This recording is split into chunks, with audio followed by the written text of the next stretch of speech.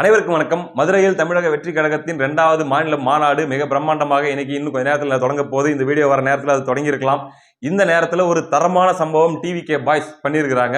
டிவிகேவை சார்ந்த தோழர்கள். அது என்ன சம்பவம் அப்படின்னா, அதாவது பொலிட்டிக்கல் சூப்பர் ஸ்டார், அதாவது யூடியூப் மீடியாவில், டிஜிட்டல் மீடியாவில் நெறியாளராக, ஊடகவியலாளராக இருக்கிறவங்களில் இவர் தான் சூப்பர் ஸ்டார் அப்படின்னு ஒருத்தர் சொல்லுவார். யார் அந்த ஒருத்தர்னா அதுவும் அவரே தான். ஆனா அதே தாங்க அதை சூப்பர் ஸ்டார்னு சொல்லிட்டு தெரியுது. அந்த நபர் வந்து இன்னைக்கு தன்னுடைய அடையாளத்தை எல்லாம் மறைத்து கொண்டு மாறு வேடத்தில் தாவேக மாநாடு நடக்கக்கூடிய அந்த திடலுக்குள் நுழைய முயற்சிக்கிறார். மாறு வேஷத்துக்கு உண்டான மரியாதை போச்சேடா உன்னால அப்படிங்கிற மாதிரி கருப்பு கலர் மாஸ்க் மட்டும் ஒரு 5 ரூபாய்க்கு வாங்கி மாட்டிக்கிட்டு ஒரு கூலிங் கிளாஸ் போட்டுக்கிட்டு உள்ள நுழைய முற்படும் போது அந்த நேரத்தில் லாவகமாக தாவேகாவை சார்ந்த ஆட்களால் இந்த மண்டையை நான் எங்கேயோ பார்த்துருக்கிறேன் அப்படின்னு சொல்லி அப்படியே அங்கேயே வச்சு நிறுத்தி அப்படியே ஓடி போயிரு, உனக்கு அவ்வளோத்தான் மரியாதை, ஓடு அப்படின்னு சொல்லி அப்படியே துரத்தி விட வேற வழி இல்லாமல் என்னடா பண்றதுன்னு முழிச்சுக்கிட்டு அப்படியே பின்வாங்கி சென்று விட்டார். அந்த காணொலியை முதல்ல பார்த்துருங்க, மீதி அப்புறம் பேசுவோம்.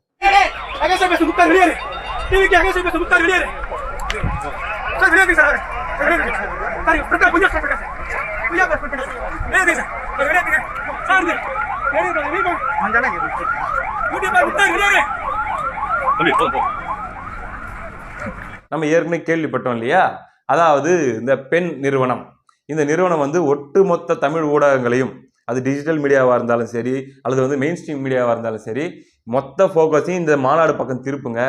எங்கெங்கே என்னென்ன நெகட்டிவ் நியூஸ் கிடைக்குதோ அது எந்த நெகட்டிவ் நியூஸாக இருந்தாலும் போட்டு பயங்கரமாக பரப்புங்க, எவ்வளோ முடியுமோ அவ்வளோ நெகட்டிவிட்டியை பரப்புங்க அப்படிங்கிறதுல ஃபுல் ஃபோக்கஸ்டாக இறக்கி விட்டுருக்காங்க அப்படின்ற செய்தி நமக்கு வந்துச்சு. அந்த செய்தி உண்மையாக தான் இருக்குமோ, பெண் நிறுவனம் இந்த வேலையெல்லாம் பண்ணியிருக்குமா அப்படின்னு யோசிச்சுட்டு இருக்கும் போதே இது கருப்பு மாஸ்க் போட்டுக்கிட்டு அப்படியே உள்ளே வருது. உள்ளே வந்த உடனே பார்த்தீங்கன்னா அப்போ பண்ணியிருக்கிறதுக்கு வாய்ப்பு இருக்குதுடா அப்படின்னு சொல்லி கன்ஃபார்ம் பண்ணிக்கலாம் அப்படின்றதுக்கான ஆதாரமே இது உள்ள நுழைஞ்சது தான். உள்ள நுழைஞ்ச உடனே என்ன வேலை பார்த்துருக்கு அப்படின்ட்டு அங்கே இருந்தவங்க அப்சர்வ் பண்ணி கண்டுபிடிச்சிருக்காங்க. அவங்க சொல்கிறாங்க, கேளுங்க, போட்டு காட்டுறேன்.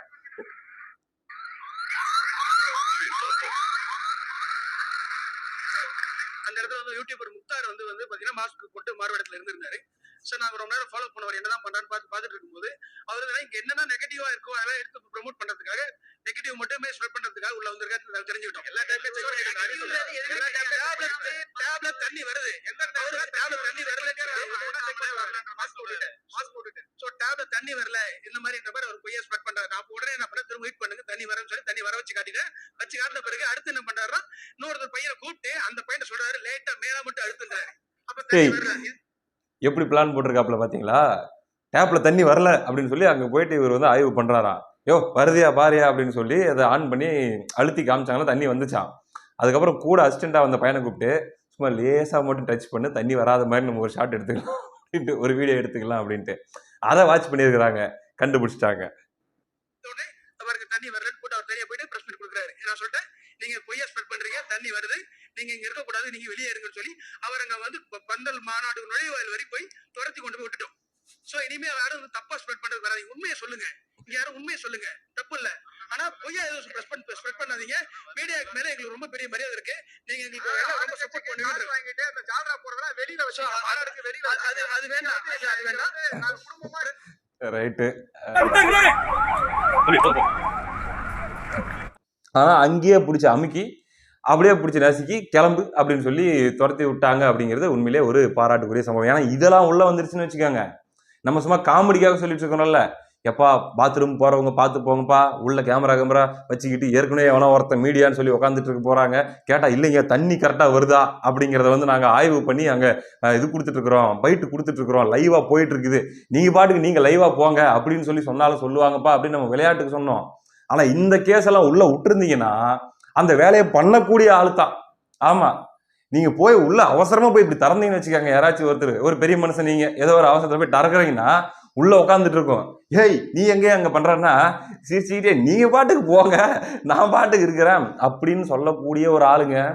அதனால நல்ல வேலையாக கரெக்டா என்ட்ரன்ஸ்லயே பிடிச்சி அமுச்சு விட்டீங்க.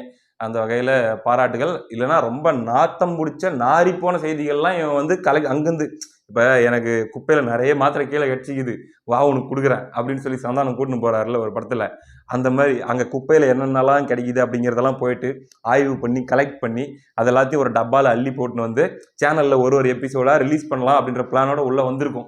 பரவாயில்ல, கரெக்டாக லாக் பண்ணிட்டீங்க. உண்மையிலேயே தாவேகா தோழர்களுடைய இந்த தரமான செயலை வந்து பாராட்டி தான் ஆகணும். ப்ரோ முக்தார் ப்ரோ, என்ன ப்ரோ இப்படி ஆயிடுச்சு, ஒரு மாறு வேஷம் ஒரு கெட்டப் போடுறது அப்படிங்கிறது மாட்டிக்காத மாதிரி போடுறது இல்லையா, அப்படியே பெப்பரப்பான்னு போய் மாட்டிக்க வேண்டியது தானா? எப்படி அதாவது இங்கே தலைவர்களை பற்றி இப்போ அண்ணன் சீமான் அவர்கள் இருக்காங்க, அல்லது வந்து விஜய் அவர்கள் இருக்காங்க அப்படின்னா, அதாவது யாரெல்லாம் திமுகவுக்கு எதிராக இருக்காங்களோ அவங்கள பற்றிலாம் வந்து டிஃபேம் பண்ணணும். நீ மாற்று கருத்து வை, அரசியல் ரீதியான விமர்சனம் வை, கொள்கை ரீதியான விமர்சனம் வை, அதெல்லாம் பரவாயில்ல.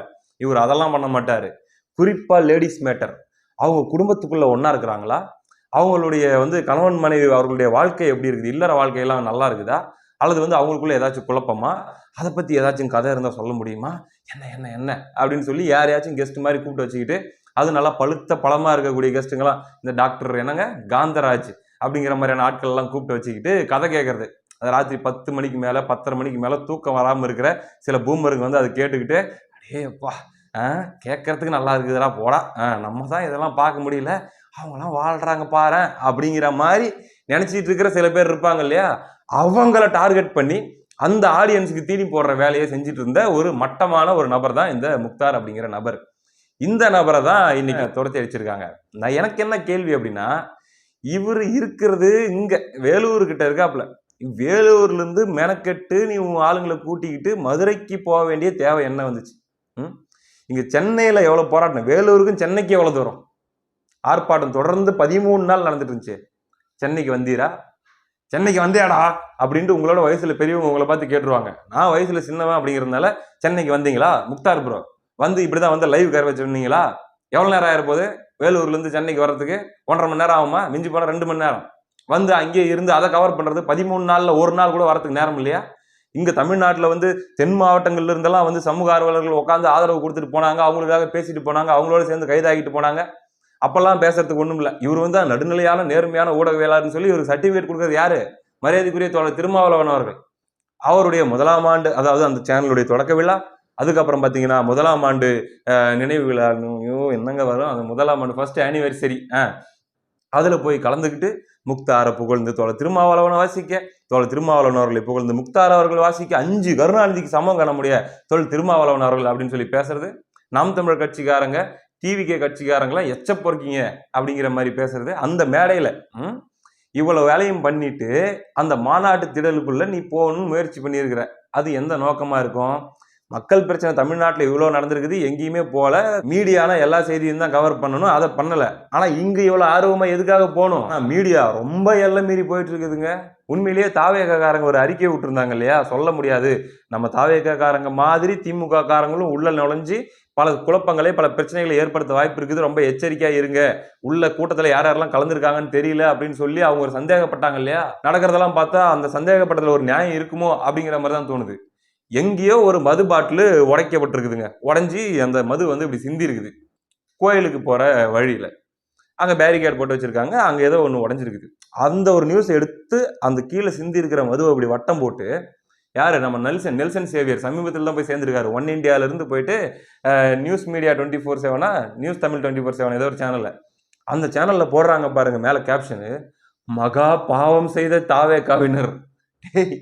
நீங்களாம் உங்களை பகுத்தறிவாதிகள் பெரியாரிஸ்டுகள் அப்படின்னு சொல்லி நீங்க வந்து உங்களை கிளைம் பண்ணிக்கிறீங்க, மத நம்பிக்கைகளை கொச்சப்படுத்துறது இழிவுபடுத்துறது காமெடி பண்றது அப்படிங்கிற கும்பலோட தான் நீங்க நெருங்கி பழகுறீங்க.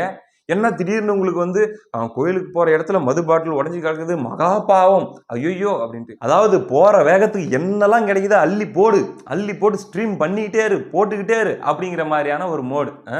பகுத்தறிவாதிகள் நீங்கள்லாம். ஆனா உண்மையிலேயே இதெல்லாம் எச்ச பிஹேவியர், ரொம்ப ஒர்ஸ்டா போயிட்டு இருக்குது. இன்னும் என்னென்னலாம் கூத்துக்கள்லாம் காத்துட்டு இருக்குதோ, அடுத்து என்னென்னலாம் பண்ண போறாங்களோ அப்படின்னு தெரியல. இந்த நிலையில் விஜய் அவர்களுடைய பேச்சை கேட்பதற்காக தாவேக தோழர்கள் மட்டுமல்ல, பல்வேறு அரசியல் கட்சியை சார்ந்தவர்களும் ஊடகங்களும் காத்துக்கிட்டு இருக்கிறாங்க. என்ன பேச போகிறார், என்ன மாதிரியான டாபிக்லாம் தொட போறாரு, அவர் சமீபத்தில் அவர் மீது வந்த விமர்சனங்களுக்கெல்லாம் பதில் கொடுக்கும் வகையாக அவருடைய பேச்சு இருக்குமா, சில இடங்களுக்கு அவர் போய் நேரில் பார்க்கல, அறிக்கை ரொம்ப லேட்டாக வந்துச்சு, சில இஷ்யூஸ்லாம் அவர் டச் பண்ணாமல் போயிட்டாரு அப்படின்லாம் கூட அவர் மேலே நிறைய விமர்சனங்கள் வந்துட்டு இருந்துச்சு. அதை எல்லாத்தையும் கவர் பண்ணி எடுத்துகிட்டு போவாரா, அப்படிங்கிற மாதிரியான பல கேள்விகள். இன்றைய பேச்சில் யாரை அதிகமாக அவர் சாடப் போகிறார், அவருடைய பேச்சு என்பது நேரடியான தாக்குதல் ஒருத்தங்களை பண்ணாலுமே அது மறைமுகமாக யாருக்கு பெனிஃபிட் அப்படின்னு ஒன்று இருக்குது இல்லையா, அது எப்படி போய் அமையும், அவருடைய பேச்சின் மூலமாக யார் பலவீனப்படுவதற்கான வாய்ப்பு அதிகமாக இருக்கிறது, ஆளுங்கட்சியா எதிர்கட்சியா அதிகாரத்துக்கு வருவதற்கு துடிக்கக்கூடிய கட்சியா அப்படிங்கிறது எல்லாமே தெரிஞ்சிடும். நானும் என்ன பேச போகிறார் அப்படின்னு தெரிஞ்சுக்கிறதுக்கு ஆர்வமாக காத்துட்டு இருக்கிறேன். பார்ப்போம். அடுத்த காணொலியில் சந்திப்போம். நன்றி.